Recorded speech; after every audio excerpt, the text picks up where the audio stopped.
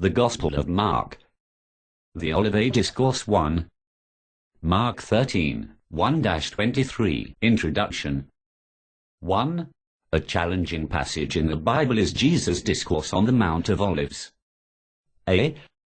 Given shortly after he left the temple with his disciples. B. Recorded in Matthew 24 and Mark 13, also Luke 21. C. Commonly referred to as the Olivet Discourse. Our focus in this study will be primarily on Mark's account. 2. Its difficulty becomes apparent as one considers the diversity of interpretations. A. Some maintain it is entirely about events preceding the Lord's second and final coming. B. Others that it is entirely about events related to the destruction of Jerusalem in 70 AD. C. Yet others believe it contains reference to both events. 3.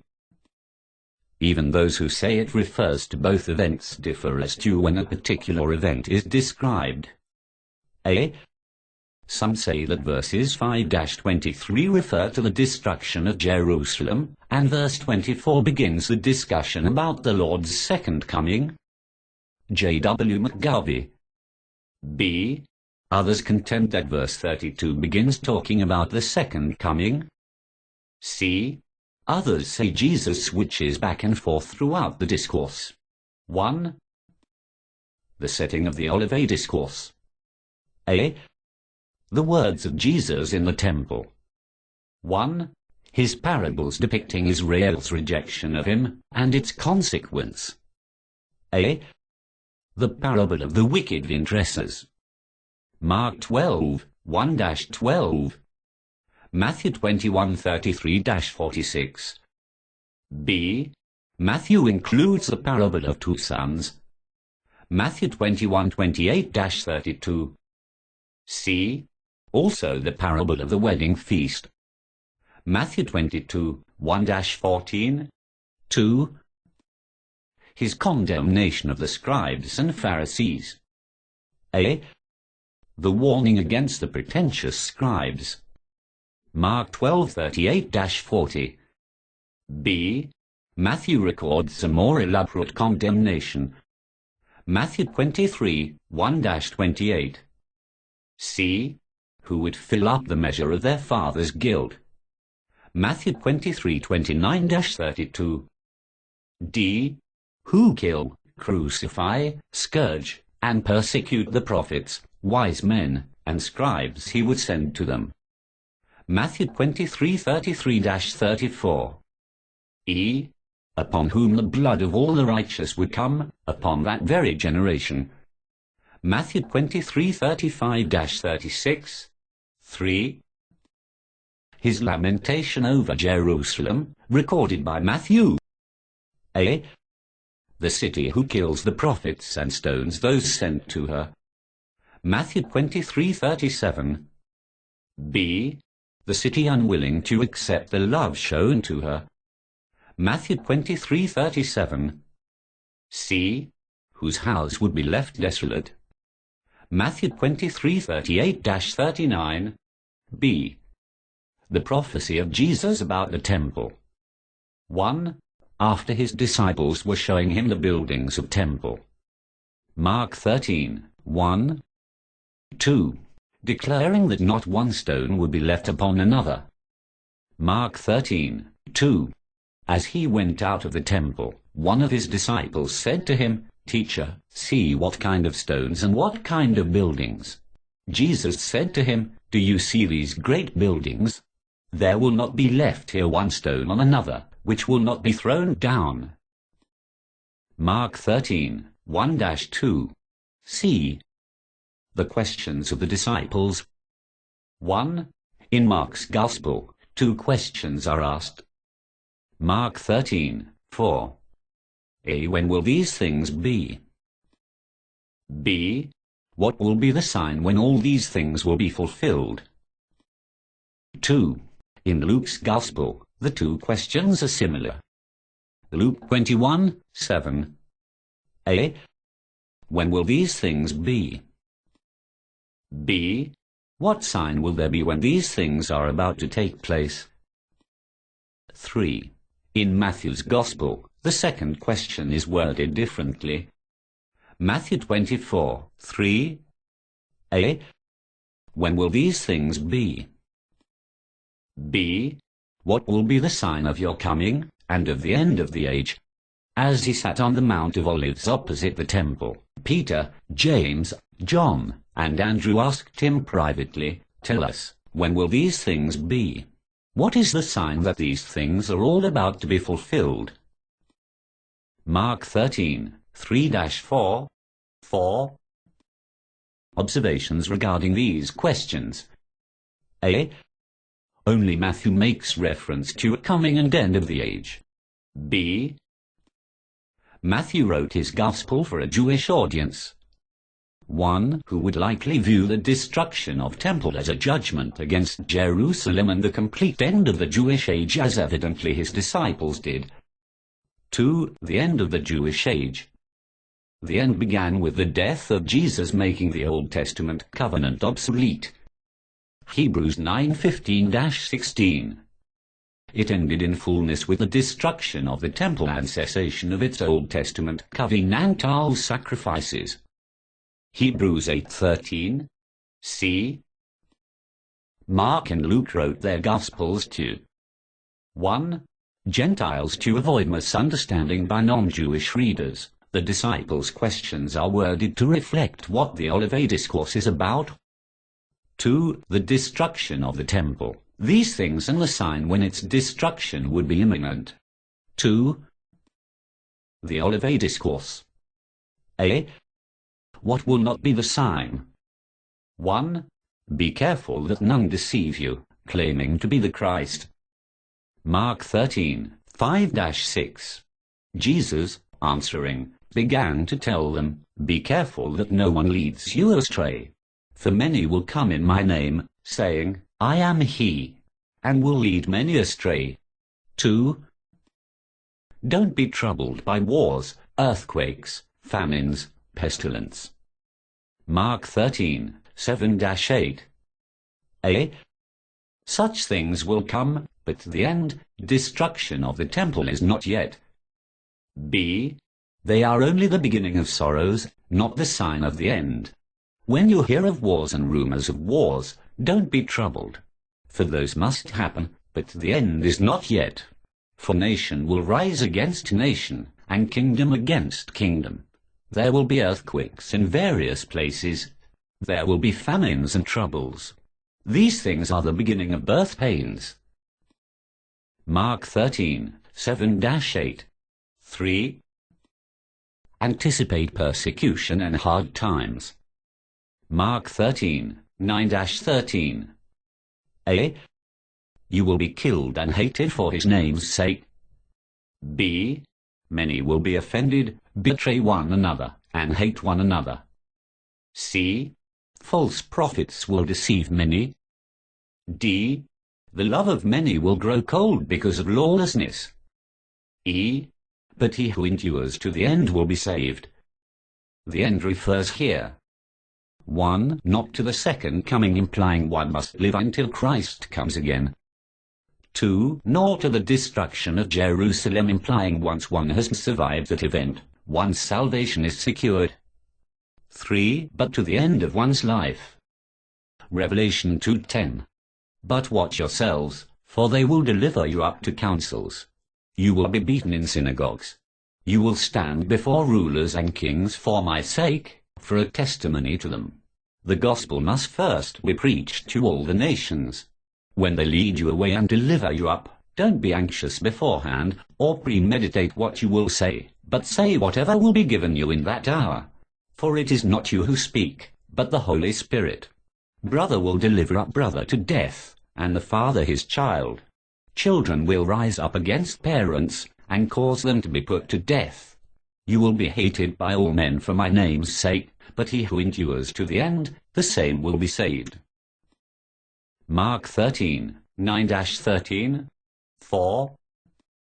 The gospel of the kingdom will be preached to all nations. Mark 13:10. A. as a witness to all the nations. Matthew 24:14. B. Then the end, the destruction of the temple will come. Matthew 24:14. 1. This would end the Jewish sacrifices and other remnants of Old Testament worship. 2. That which was nailed to the cross, abolished by Jesus' death, would pass away. Colossians 2:14-17. Ephesians 2:14-16. Hebrews 8:13. C. Was the gospel preached to all nations prior to the destruction of the temple? 1. Note what Paul wrote prior to 70 AD. Romans 10:16-18. Colossians 1:23. 2. Whether we take Jesus and Paul's words as literal or accommodative, according to Paul it had. B. What will be the sign? 1. The abomination of desolation. Mark 13:14. A. Standing where it ought not, the holy city Jerusalem. B. As foretold by Daniel. Daniel 9:26-27. 2. When you see Jerusalem surrounded by armies. Luke 21:20. A. Luke therefore explains the abomination of desolation. B. In 70 AD Roman armies surrounded Jerusalem prior to destroying it and the temple. 3. Thus Jesus answers the disciples' question, what sign will there be when these things are about to take place? But when you see the abomination of desolation, spoken of by Daniel the prophet, standing where it ought not, let the reader understand, then let those who are in Judah flee to the mountains. Mark 13:14. C. What to do when you see the sign? 1. Those in Judah are to flee to the mountains. Mark 13:14-20. A. Don't delay by going to your homes and getting your clothes. B. It will be a difficult time for pregnant and nursing mothers. C.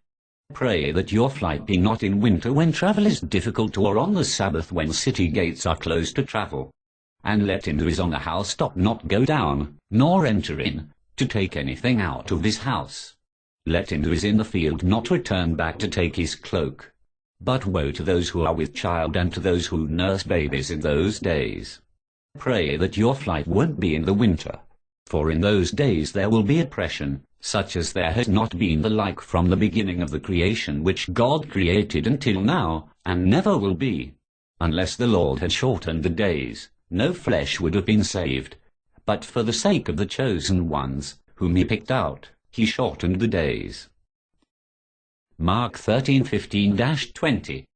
D. For there will be great tribulation, though shortened for the elect's sake. 1. Luke specifies the nature of this tribulation.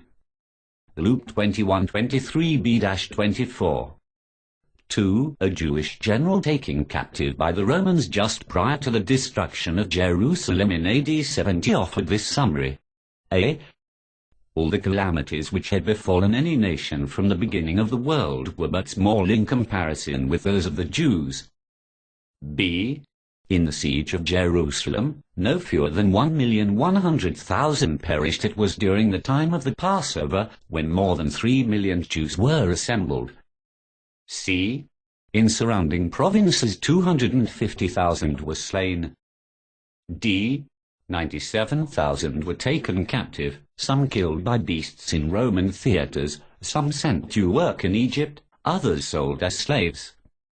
Flavius Josephus, Jewish Wars, quoted by Barnes on Matthew 3. The elect were Christians, spared by a shortened siege. A. The Jews in the city engaged the Romans in battle. B. Titus, the Roman general, being called to return to Rome, proceeded to end the siege and stormed the city. Barnes' commentary on Matthew 2. Don't be misled by false Christs and false prophets. Mark 13:21-23. A. Even those who show great signs and wonders to deceive. B. For the coming judgment of the Son of Man will be like lightning across the sky. 1. Do not expect to find him in the desert or in inner rooms. 2. When he comes in judgment, it will be swift. Luke 17:22-24. Then if anyone tells you, "Look, here is the Christ," or, "Look, there," don't believe it. For there will arise false Christs and false prophets, and will show signs and wonders, that they may lead astray, if possible, even the chosen ones. But you watch. Behold, I have told you all things beforehand. Mark 13:21-23. Conclusion. 1. So far, all this depicts a local, escapable judgment. A. Where Jesus warned those in Judah of what is to come. Mark 13:23. B. Where they are given a sign to let them know when to flee. Mark 13:14. 2. It does not fit a worldwide, inescapable judgment. A. As will characterize the second coming of Christ. 2 Peter 3:10-12. B. As Paul taught the Christians in Thessalonica. 1 Thessalonians 5:2-3. 2 Thessalonians 1:7-10. 3.